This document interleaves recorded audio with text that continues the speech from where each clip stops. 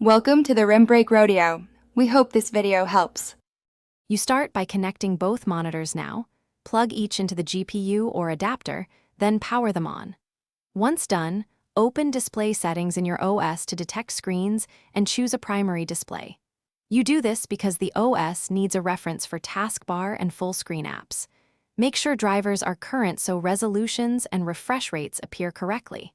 If one monitor stays blank, reseat cables and try a different port before proceeding to layout choices. Now arrange and configure each display precisely. You drag monitor icons to match physical placement so the cursor flows naturally. Test by moving the pointer across both screens. Then set per monitor resolution and refresh rate to match manufacturer specs. This prevents scaling blur and stutter. Choose Extend to use distinct content on each monitor or duplicate when mirroring is needed. Also assign the primary monitor for full-screen apps and the taskbar so windows open where you expect them. Finish by optimizing how you work across both screens. Use snap shortcuts, virtual desktops, or apps like Display Fusion to arrange windows quickly. Once done, tweak scaling per monitor for clear text.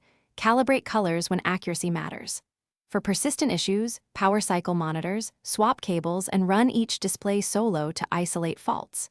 If one monitor still misbehaves, update its firmware or your GPU firmware. This step ensures both displays perform reliably, so your multi-monitor setup truly improves. Thanks for watching. Consider subscribing if we helped you.